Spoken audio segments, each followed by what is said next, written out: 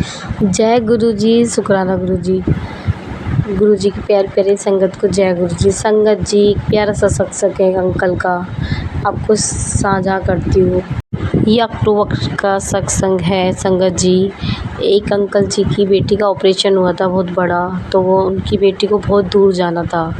तो गुरु जी को उन्होंने अरदास करी, गुरु जी आप मेरी बेटी के साथ जाना, मुझे ऑफिस से छुट्टी नहीं मिल रही, मेरी बेटी और मेरी वाइफ के साथ जाना। तो गुरुजी उनकी वाइफ और बेटी के साथ गए।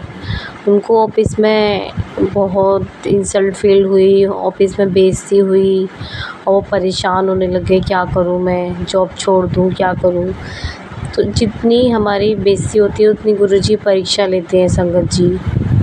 फिर मैंने गुरुजी से अरदास करी, मुझे यहाँ से निकालो गुरुजी, मैं यहाँ पे परेशान हो गया हूँ। फिर मुझे वहाँ से मैं अक्टूबर के एंड में मैं वहाँ से निकल गया। फिर मैं कलकत्ता गया, अपनी वाइफ को लेके आया, बीवी बच्चों को लेके आया। फिर दिवाली का टाइम आ गया, फिर हमारे घर में बहुत अच्छे से करा, हमारे गुरुजी ने हमारे घर में सब ठीक कर दिया और खुशी से हमने दिवाली बनाई। जय गुरु जी, शुक्राना गुरु जी। जय गुरु जी, शुक्राना गुरु जी। मैं बंगाल से बोल रही हूँ, मेरा एक सत्संग है गुरु जी का। मुझे बंगाली भाषा आती है, मुझे हिंदी भाषा कम आती है, इसलिए ये आंटी जी मेरा सत्संग शेयर कर रही हैं। गुरु जी इनको ब्लेस करें, ज्योति आंटी को। मेरे हस्बैंड है संगत जी, वो कभी भी मेरा कहना नहीं मानते, अपने बड़े भाई के चक्कर में लगे रहते हैं संगत जी। जो बड़ा भाई बोल दे वो उनके पत्थर की लकीर है, मगर संगत जी उनको कुछ नहीं पता, वो क्या अब खाली बड़ा भाई उनको लूट रहा है। खाने के लिए 2 वक्त की रोटी दे देते हैं और जगह नाम करवा लिया, माँ बाप की सेवा भी नहीं करी।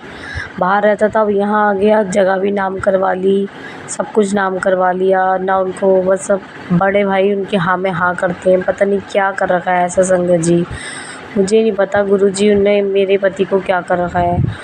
रोटी दे देते हैं। अभी मैं गुस्से में अपने मायके चली गई थी, फिर मैं दोबारा मायके से आई। फिर उन लोगों ने मेरे पति को, मेरे सास ससुर की सेवा भी नहीं करी संगत जी उन लोगों ने।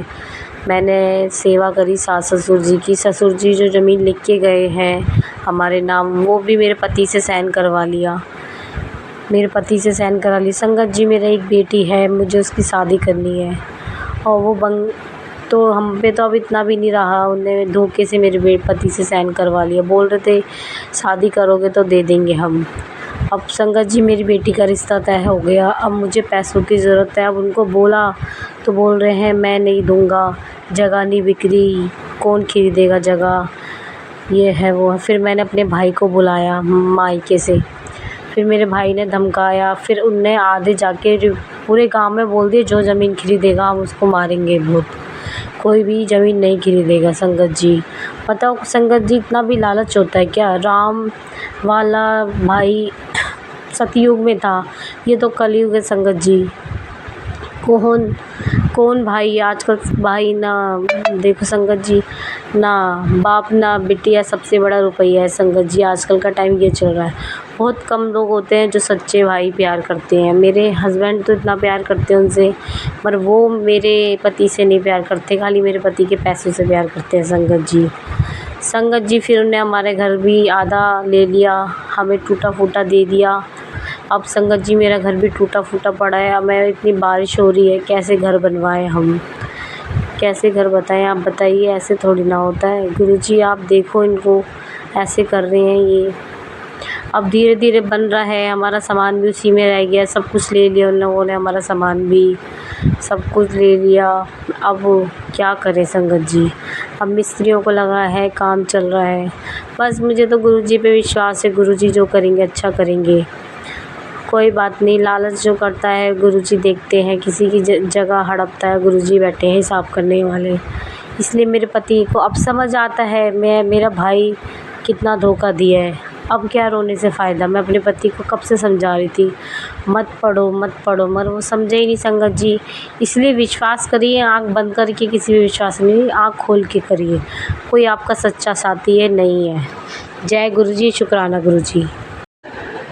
संगत जी सत्संग है दिल्ली से एक अंकल का, उनका नाम नहीं बता सकती मैं, उनके बारे में बताती हूँ।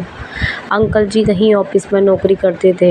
वहाँ पे अंकल ने 5 साल नौकरी करी। फिर अंकल के माइंड में क्या हो गया, वहाँ से अंकल ने नौकरी छोड़ दी। अंकल ने नौकरी छोड़ी, अंकल हो गए परेशान।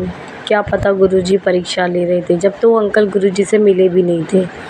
फिर वो अंकल बहुत परेशान हो गए, अंकल को जॉब नहीं मिल रही। फिर वो कहीं गए, फिर किसी ने बोला आप गुरुजी के पास जाओ। फिर अंकल ने गुरुजी के मंदिर स्टार्ट किया, बड़े मंदिर जाना। फिर संगत जी गुरुजी को मानने वाले भी बहुत बंदे। अंकल ने ऑफिस में नौकरी करी, गुरुजी को मानते थे। पर अंकल ने उन अंकल जो गुरुजी को मानते थे, जहाँ ऑफिस करते थे, वहाँ पे भी संगत जी उन अंकल ने उनके पैसे रख लिए। आप गुरुजी को मान रहे हो, गुरुजी का सोफ़ा सेट लगा रहे हो, गुरुजी की गद्दी वो कर रहे हो, फ़ायदा क्या जब आप लोगों का पैसा मार रहे हो, लोगों का ओवर टाइम मार रहे हो। तो ऐसी संगत को गुरुजी कभी ब्लेस नहीं करते। संगत जी जितना हो सके, अगर आपके पास कोई नौकरी करता है उसकी मदद करिए। जी, उसका ओवर टाइम मत मारिए। वो अंकल इतने परेशान थे, उनके घर में राशन भी नहीं था, और गुरुजी ने उनको ना राशन की कमी होने दी, ना किसी चीज़ की। कहीं ना कहीं से गुरुजी ने उनका हेल्प करी संगत जी। और गुरुजी हैं, हमेशा हेल्प करते हैं। जब से वो अंकल जी इतना मानने लग गए गुरुजी को, संगत जी अंकल जी उनके घर, गुरुजी उनके घर पे आए। उनको लगा पहले थोड़ी थोड़ी खुशबू आ रही है, फूलों कैसी आ रही है। 1 घंटे तक इतनी फ्रेगनेंस आई गुरुजी की, इतनी फ्रेगनेंस आ गई, पड़ोसी भी गुरुजी के दर्शन करने आए, इतनी फ्रेगनेंस थी। और उनकी आंटी ने तो गुरुजी को कई बार घर में देखा है घूमते हुए, मगर वो अब बहुत गुरुजी पे विश्वास करते हैं। संगत जी जितना हो सके गरीब लोगों की मदद करिए। जो आपके पास नौकरी करता है, किसी का पैसा नहीं रखो, उसका ओवर टाइम भी दो, उसको खाना भी दो। संगत जी गुरुजी तो खासकर लंगर प्रसाद स्टार्ट होने से पहले कहते थे गार्डों को दो, ड्राइवरों को दो, जितने भी सब थे सब गुरुजी ध्यान रखते थे। इसलिए आपको भी ध्यान रखना है, किसी का पैसा नहीं रखना संगत जी। गुरुजी गुस्सा होते हैं। जय गुरुजी, शुक्राना गुरुजी।